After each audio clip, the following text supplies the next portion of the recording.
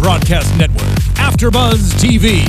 Over 20 million weekly downloads in over 150 countries, and your number one source for after-show entertainment.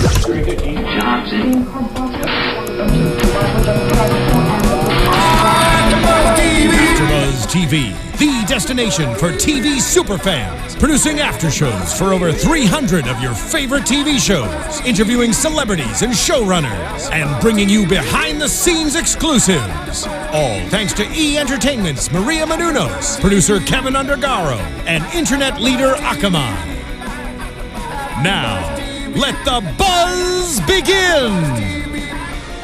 Hello, AfterBuzz TV and Star Wars Rebels fans, and welcome to the Star Wars Rebels After Show, Season 2, Episode 10, The Future of the Force. Da, da, da. If you guys have not done so already, please be sure to go over to iTunes, hit subscribe, leave us ratings, leave us reviews. We love to hear from you guys. It also lets our producers know that you like having us talk about Star Wars Rebels and lets us keep doing this over and over and over again. Tell us you love us. Exactly. That's we just want you to say nice things, basically. Also, if you are listening on iTunes, remember you can also watch us on YouTube, and you can see our beautiful faces along with hearing our beautiful voices. And on Wednesday nights, like it is right now, you can also watch live on YouTube, as many of you are doing right now. So thank you for those of you who are joining us in the live chat. We are keeping an eye on that, as well as monitoring that hashtag ABTV Rebels if you guys want to join in the conversation on Twitter. I am Emma Fyffe. I can be found all over the internet at Emma Fyffe, and I am joined by the fabulous Katie Cullen. Hi, I'm here too. You can find me on Twitter at Kiaxet, Kiaxet. Yes, and that was very exciting for just a moment there. If you heard a little echo, I'm that was having my deja vu. that was my computer. It was that was the little delay between you seeing our faces and you guys actually getting the broadcast in the live stream. It's deja vu all over Exactly. So, Katie, what did you think of the episode? I enjoyed this episode a lot. It was great. I would like to call this episode, AKA 3 Men and a Baby, Star Wars edition. It's 3 men and 2 babies. Yeah, it at was this two. point. It was 2 babies, though primarily it was droid. 3 men with one and a droid. Four males Four and 2 babies. men and 2 babies, but one of the men is not really Does a man. Ezra count as a man? Well, I was actually saying I don't know if Chopper really counts as a man since he's I know, that's droid. why I'm going with 4 males and 2 babies. Because okay. Sure. Yep. Great. Close enough. Yes. And then about 2/3 of the way through, it's like, oh, Ahsoka. Yeah. This episode is about 8,000% more interesting now. It's so true. Yeah, it was. I thought this episode had a really nice combination of sort of the fun, like adventurous, Dorky. fun adventurous comedy that we've come to expect from Star Wars Rebels as a series, while throwing in a totally kick butt ending with Ahsoka. It's like, this is a lot of fun. Let's just reach in and crank it up to 11. Oh, totally. Like, and I mean, it was so great, too, because, you know, we had the return of the 5th brother and the 7th sister, the Inquisitors, who are super menacing, terrifying characters. And then at the end, to just see Ahsoka, like, totally decimate them. With them. Amazing. What so I amazing. found intriguing for that is that if we assume that 5th and 7th are kind of a ranking system as far as lineage from Inquisitor Prime or the main, whatever the heck they called him, I don't remember. Yeah. It was not Inquisitor Prime. Inquisitor Prime. He's the Prime Inquisitor. Everyone else gets numbers. Yeah, the Grand Inquisitor, I believe, That was what he was. it. Yeah. That guy. That guy. If it's a ranking system, then Right. you assume that the 5th brother is higher ranking than the 7th sister, especially since he kind of flaunts the authority and she defers to his decisions even when he's wrong. Right. So you assume that he's all around a more powerful Inquisitor, and Ahsoka just lays him flat. I know. Twice in extremely quick succession. I know. And then has to kind of contend with the 7th sister a little bit. But he just... Bam! Yeah. Nothing. No, it's so true. And I think that that's part of it's something I noticed when the Inquisitors were going after Kanan and Ezra once they had recovered the little baby, the Pipey. I kept calling him. It was unclear whether or not that was his name or that was the word for baby. I think it was the word for baby, but we just kind of in Itharian, I believe, is what those Ithorian is what those creatures are called. Kanan speaks Ithorian. Apparently so. Yeah. Cool. Yeah. Kanan's all over that.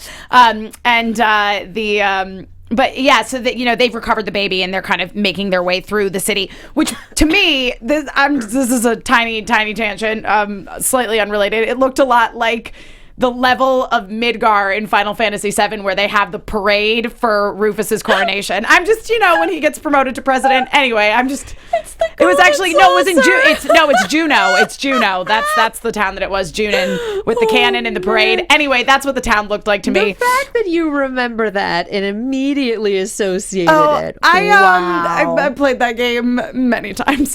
But anyway. I know, but the fact that because my brain went to, I just came from the blind spot after show. Nice. So it's, Kanan speaks the language and we just came from, of course Jane Doe speaks Russian. Of course she speaks this. Of course she speaks that. Right. She doesn't even know she's capable. So it's like, and Kanan is momentarily Jane Doe. Yep. I am crossing the streams. Yep.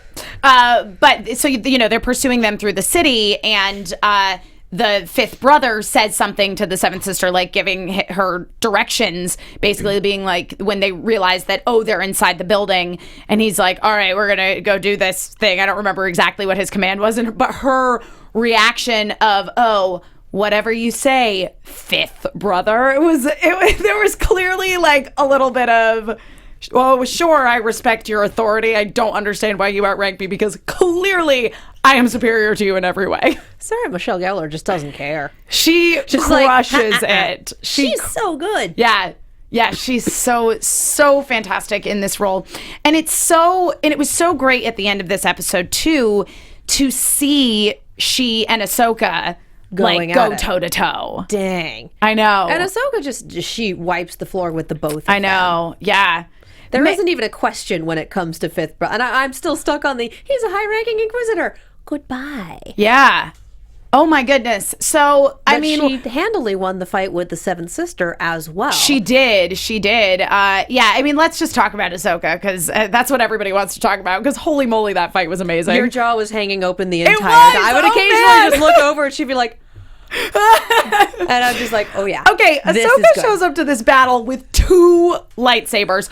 Also, and this is something one with a reverse grip. Yeah. Which is impressive. And actually, there's a comment I wanted to bring up from Twitter, which I noticed right before we started the show, that I thought was really interesting. This is from at Waldo Sachs on Twitter. Says, finally, the show acknowledges that neither Kanan nor Ahsoka are really fully considered to be Jedi. Yeah, no. Because Ahsoka was disowned, and Kanan, is in the void and went into hiding. And Kanan never graduated. Yeah, he never got his Jedi diploma. Yeah.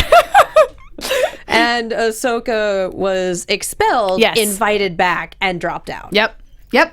Yeah. So, Ahsoka shows up to this fight. She has 2 lightsabers. She can also basically fly. She jumps really high. Force jump. Yeah.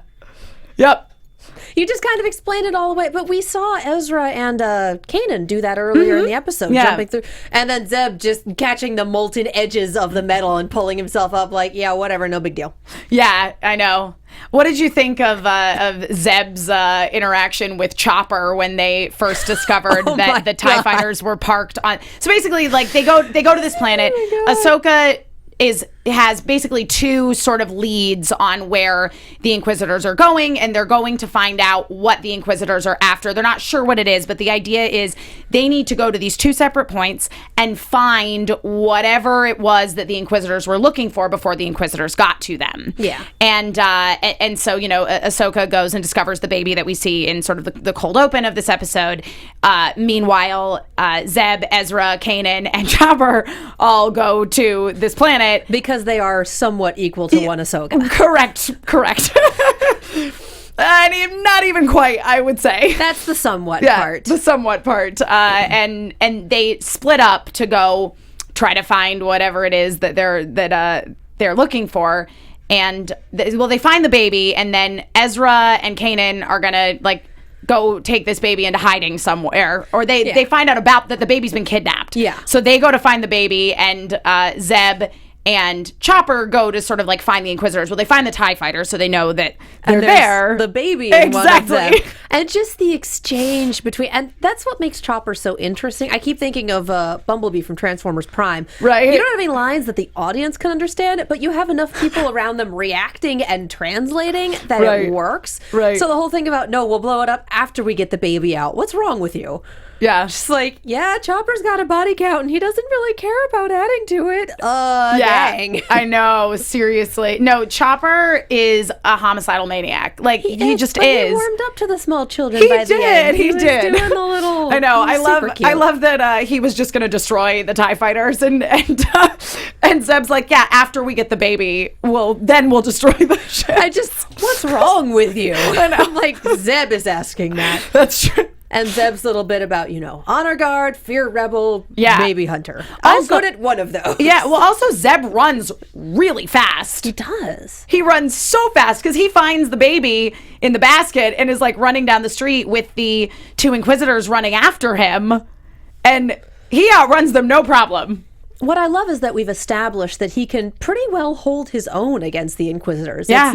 It's not a fight he's going to win on his own, but it's something where he's not a pushover. No, not at all. Yeah, no, I love that in this show there are so many, and it's something that, the original trilogy did really, really well as well, where you have all of these characters who are not Jedi, who are super capable. Well, yeah, the Jedi are in the minority here. Yeah. That was one of the many issues with the prequel. Is like, so many Jedi. Yeah, it's so true. Here it's like, let's utilize them because there aren't many of them. Let's deal with that. Yeah. Yeah, I loved also the comment too at the beginning of the episode when Ahsoka shows up and she says, it's Jedi business, and both she and Kanan have the question about like, well, I guess we qualify, and then they like go into a part of the ship and the door is closed and you they're see having Ezra this do meeting. the DreamWorks eyebrow. Yeah. Like, oh yes. Yeah, it was so great. And she's like, take Ezra with you, and Kanan's like, yeah, he's already been briefed on the mission. He opens the door and Ezra falls in, stumbles a bit. Hey. Yeah, it's very characteristic of Ezra. And of Kanan. Oh, yeah. To know. Yeah. Oh, totally. We had a lot of this last week where they're words. I can words. They've worked together long enough to be able to predict what other people are going to do. If he says he's got it, he's got it. If he's, Yeah. I can't, I have words. Yeah, that was. If he says he's got it, he's got it. No, it's totally true. And again, something that we saw in the last episode and that we're seeing in this episode that I really like about Rebels as a series is we're seeing these characters getting by the skin of their teeth. Like that's the thing that's really interesting to me about the characters in Rebels is that it is the show is so much about their growth. Yeah, and it's about them coming into their own as heroes, basically. Continuity and development. So many kid shows don't understand that. And then we have this and it's like, yay. Yeah, it's absolutely true. That's like something you get in the 90s. Yeah, yep. Good moral lessons. This could be a 90s show if it had PSAs at the end. But it doesn't, thankfully. Now, how did you feel about... Hang on a minute. Okay. Rest in peace, Katie. Cullen. I'm just imagining, like, Zeb giving PSA. Yeah. Somebody request this from Steve Bloom. I know he records funny things. I've heard Starscream going through a drive-thru. Mm-hmm. So I bet we can make him do it. We could ask politely and see if he's willing. Right. Or you could just tweet at him using hashtag ABTV Rebels. I would love to hear Zeb do a 90s style PSA about the Wheel of Morality lesson at the end of any given episode. Yep. What do you think? That'd be great. I also really enjoyed the interactions between Kanan and Ezra when it came to dealing with the little baby, little Pipey. And I liked that. It was interesting because part of me was like, okay, Kanan keeps telling Ezra, like, you need to calm him down. You need to calm him down. Does that mean that Kanan can't do it? Well, you saw him kind of do the I think it was less of a can't do it and more of a I am the more capable fighter in this combat situation. Yeah. And Zeb cannot connect in that way. So, surprise! Yeah. Also, you're my Padawan. You do what I say. This is true. It's like ordering around an intern. Yeah, you know? though part of me as the scene progressed, because I initially was totally with you, Katie, and also with Kaden being like, I don't, babies, no. But how do I tiny child? But it also was ultimately a good learning experience for Ezra. Yeah. Who is being trained by Kanan, so. And needs to learn to keep his cool in these situations. Yeah. And we've had the lessons with him before where he gets angry and it taps the dark side, and that's a problem we've established. No, it totally is. So teaching him to be calm even in dire situations is a lesson he needs to learn. Yeah. But I also loved it's because he can sense your fear. Oh, Yep. shoot, it is because he can sense your fear. The Yeah. child is force sensitive. Oh, like the light bulb moment. I know. The very, very slow burn for Kanan. I know. And Ahsoka immediately like, well, it's happened okay, before. that's why. Let's do this. Yeah. Well, and I mean, and Ahsoka was right. I mean, this is not a new plot line This to is the Star history Wars repeating universe. itself. Exactly. It's not new by any means. It's history repeating itself. But it's something that's always going to repeat itself, which is that, the Sith are going to try to identify Force-sensitive children and just train them for the dark side from day one. Dibs. Yep. Pretty much it. Yeah. Though I will admit, here's my question. Do you think that Kanan and Ahsoka should have... Ahsoka, I think, did figure it out basically right away once she found the grandma on board the civilian transport where everybody was pretty much murdered. Yeah, they were either murdered or, if you notice, they'd been taken into, I believe that was a Star Destroyer. Yeah. So they might all just be prisoners on the Star Destroyer. I don't know, man. Sorry. We've seen that this show is not afraid to kill people. This is also very true. Yeah.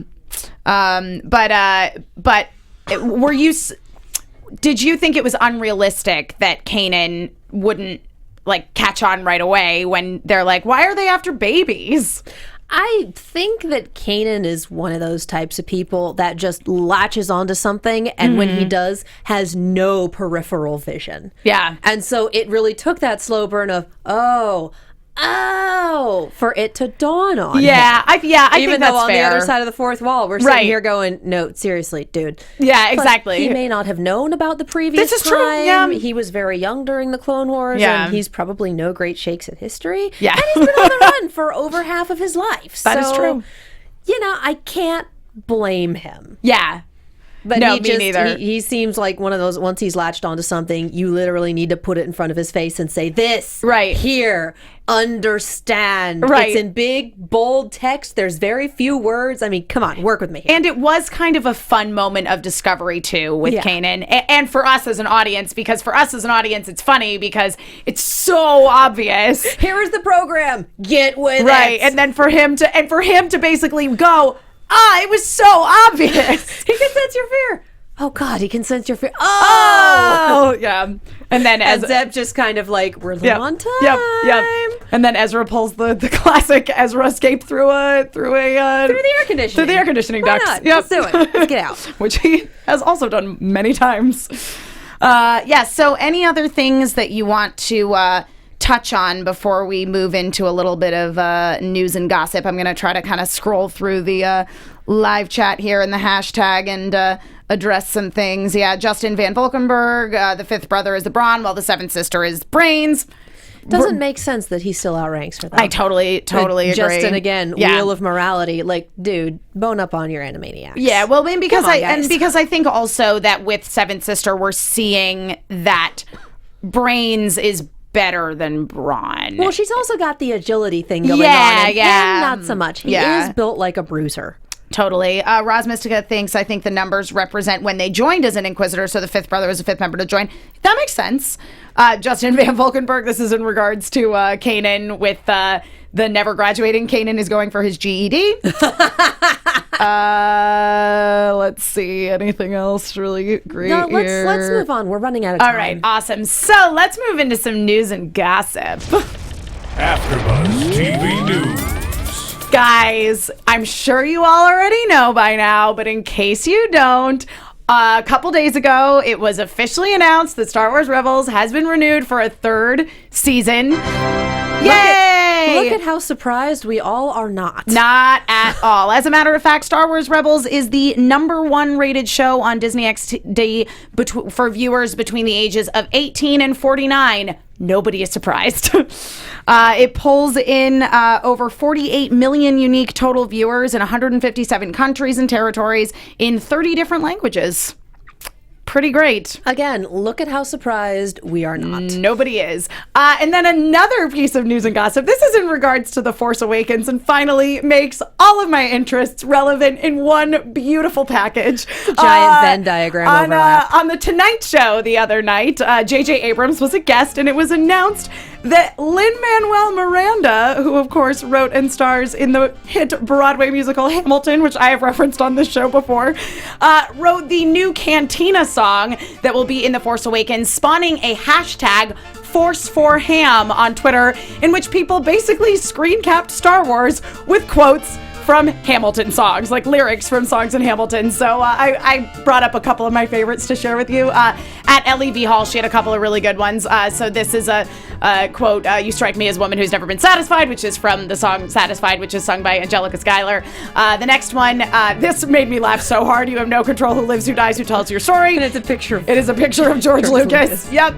That's from at Drysbo on Twitter. Another one from LEV Hall. "If you can marry a sister, your rich son is a question of if, Burr, which one?" So good. And then there's one that I made. This one was specifically for Star Wars Rebels with "Minister to heed not the rebels who scream revolution." So it's a lot of fun, guys. If you're at all familiar with Hamilton, look up that hashtag #Force4Ham. Did you hear the story about how it came about? Hours of entertainment. You mean about like how he came to write the music? Oh yeah. The story was great. Yeah, if you guys have not watched the episode of The Tonight Show with J.J. Abrams, watch it. It's so funny. Basically, J.J. Abrams. So then it's like, hey, buddy, remember this conversation? Oh man, so good. I love everything about it. Any final thoughts before we bring this to a close, Katie? Oh, that next week's episode looks very interesting. Oh, yes, it does. Ezra's parents. Are they alive? Are they dead? Are we hallucinating? Oh, and by the way, the Inquisitors know where they live now because Ezra has a big mouth and forgot the droid was by the entrance. Yeah, that is true. Yeah, that probe droid, it recorded what he said. That seventh sister, man, she thinks of everything. She does. She does. Yeah, next week's episode looks super interesting, and we will leave it with that. Thank you guys so much for joining us today. Katie, where can we find you on the internet? You can find me on Twitter, Tumblr, and Instagram at Kiaxet. That's Kiaxet. I am also on Snapchat at Kia Prime. The second half of the Flash Arrow Legends of Tomorrow crossover comes on in an hour. I am totally on that. And we have Ruby tomorrow. Sweet. And I'm Emma Fyffe. You can follow me everywhere Emma Fyffes are found at Emma Fyffe. It's my name. I'm on a bunch of shows here at AfterBuzz TV. If you guys follow me on Twitter, you'll know about them because I tweet a lot. Again, guys, remember you can keep that conversation going throughout the week using that hashtag ABTVRebels. If you like Hamilton at all, check out the hashtag Force4Ham, and we will see you guys all again next week. From executive producers Maria Menounos, Kevin Undergaro, Phil Svitek, and the entire AfterBuzz TV staff, we would like to thank you for listening to the AfterBuzz TV network. To watch or listen to other after shows and post comments or questions, be sure to visit AfterBuzzTV.com. I'm Sir Richard Wentworth, and this has been a presentation of AfterBuzz TV. Buzz you later. The views expressed herein are those of the hosts only and do not necessarily reflect the views of AfterBuzz TV or its owners or principals.